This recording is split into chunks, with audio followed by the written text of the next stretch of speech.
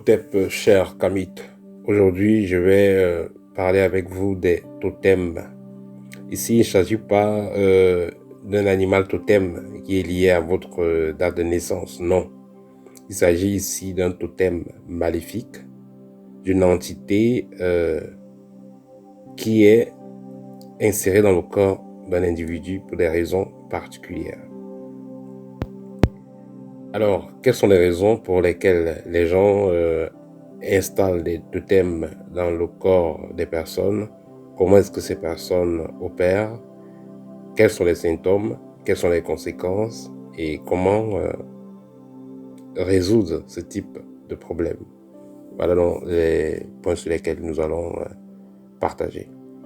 Alors, les personnes qui décident d'insérer des entités totémiques ou simplement des totems maléfiques dans le corps des autres ont les raisons suivantes.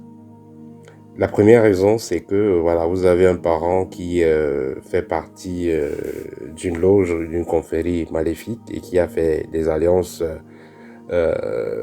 avec des génies ou dans la confrérie dans laquelle il est, et va utiliser donc des personnes ayant du même sang que lui ou des personnes liées sexuellement, va utiliser ces personnes-là comme des powerbanks, c'est-à-dire que on vous met une entité dans le corps qui va vous absorber. C'est pourquoi ceux qui sont possédés sont généralement fatigués.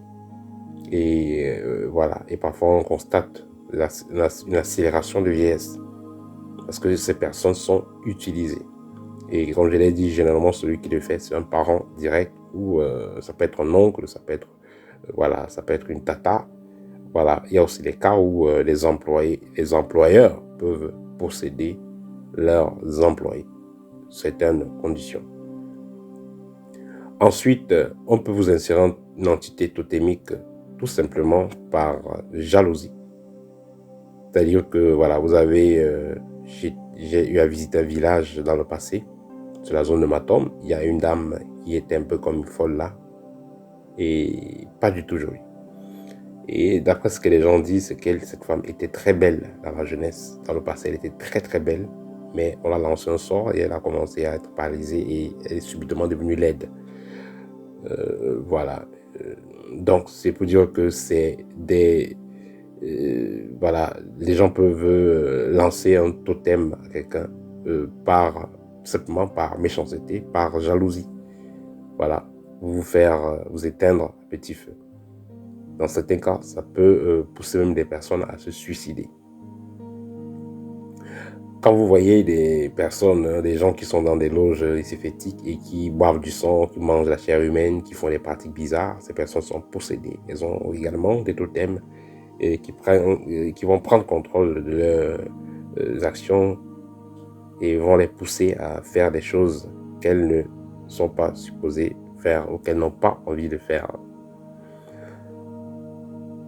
Voilà, le totem maléfique peut aussi être inséré dans une personne par le mari de nuit. Voilà, le mari de nuit peut insérer le totem dans sa proie. C'est-à-dire que vous êtes une femme et puis constamment vous avez des couches de nuit et à un moment donné vous ressentez un mouvement dans le corps. Justement, c'est que votre mari de nuit a déjà déposé un totem en vous. Ça lui permettra à celui-ci de mieux se connecter à vous à tout lieu et à tout temps et de mieux vous absorber. Alors, comment est-ce que se transmettent ces totems? Il y a la transmission physique et la transmission spirituelle. Physiquement, on peut vous transmettre un totem par un regard, par un toucher. On peut vous transmettre cela dans un repas collectif, c'est-à-dire que vous allez en réunion manger avec les gens et les gens qui vont manger n'auront rien, mais ce n'est que vous qui aurez un problème parce qu'on vous a bien calculé, on vous a bien ciblé. De façon globale, on a fait un repas où les gens étaient globalement, bref, où les gens étaient assis mais c'est vous que ça a pris parce qu'on vous a calculé. Il y a des repas précis, c'est-à-dire qu'on on prépare une nourriture et on vient vous donner personnellement à vous. Vous allez manger et voilà, dès que vous mangez, vous prenez ce totem-là. Il y a également, toujours dans les repas, il y a également des cas où, par exemple, vous étiez là, un vieillard ou telle personne vous a coupé une banane ou on vous a demandé, vous avez coupé un verre avec quelqu'un ou coupé une bouteille d'eau, ou coupé une bouteille de bière avec quelqu'un, une personne douteuse, là, on vous a donné un demi-fruit ou un demi-morceau de pain, il prend la moitié, il donne la moitié. Là, il vous transmet directement le totem, juste par cet acte-là. Et pour finir, le totem peut être transmis par voie sexuelle, toujours en ce qui concerne le plan physique, par voie sexuelle. Pour chaque personne qui a un totem, vous savez, les totems, c'est les esprits, et les esprits adorent se multiplier.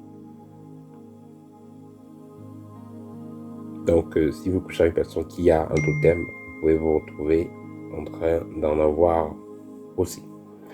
Alors, au niveau spirituel, le totem pourra se transmettre par les repas de nuit, par les couches de nuit. Et quand je parle de couches de nuit, que ce soit vaginale ou donc vous faites des pénétrations, vous êtes un homme ou vous vous sentez pénétré, voilà, que ce soit une femme de façon anale ou un homme, ou aussi par la périnée, voilà les voies par lesquelles on peut vous insérer un totem. Alors, quels sont donc les symptômes qui suivent quand une personne est possédée, quand une personne est habitée par un totem? Alors, si vous êtes une femme et vous avez généralement des ballonnements, vous avez constamment des rêves, vous êtes en train d'accoucher, voilà, il faut comprendre que cela va généralement avec la stérilité.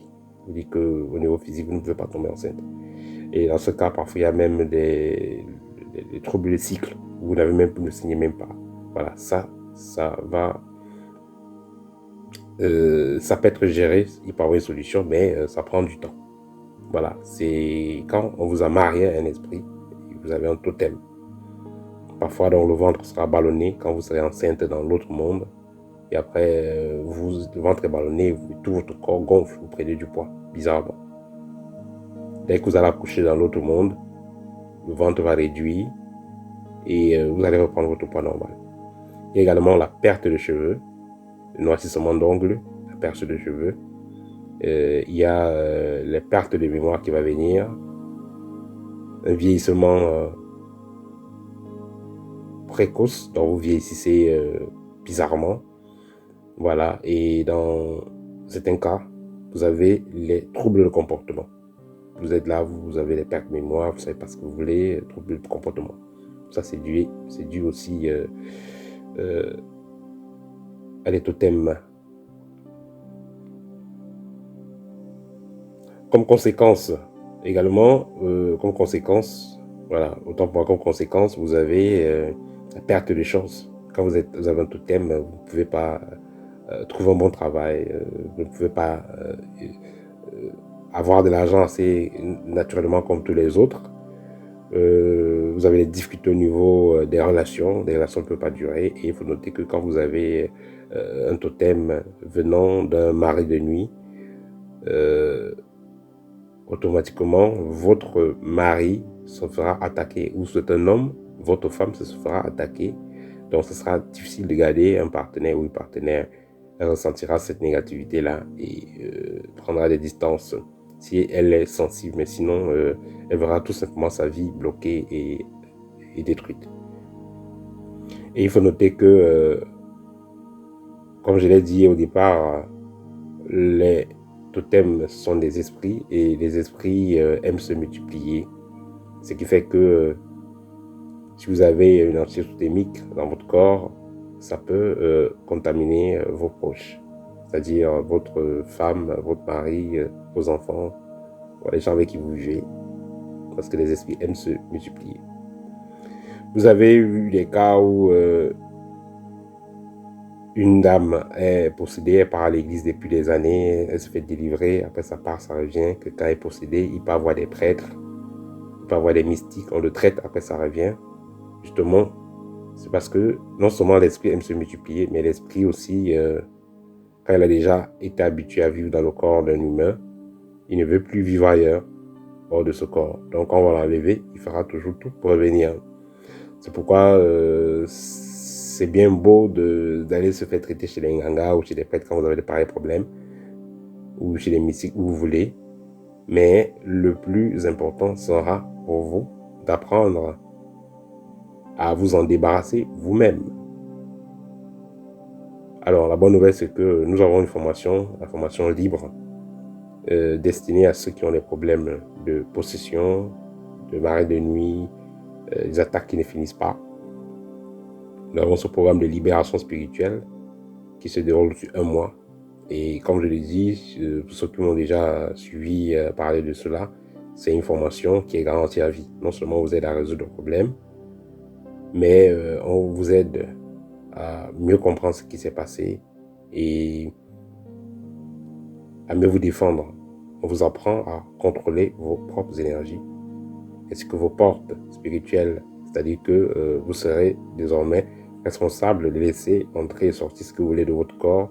Et surtout, vous serez capable de contrôler toute énergie qui vous environne.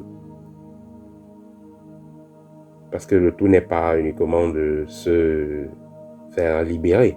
C'est-à-dire que quelqu'un vous libère. Non. Le tout, c'est d'être capable vous-même de passer à l'action si jamais ça demande, si jamais c'est nécessaire. Voilà, c'était tout pour aujourd'hui. N'hésitez pas de me contacter pour une consultation. Nous avons désormais, je fais des consultations, que ce soit en audio, que ce soit en vidéo. Voilà, tout dépend de comment nous allons nous entendre. Voilà, donc n'hésitez pas à me contacter. Partagez la vidéo, ça va aider. Au TEP.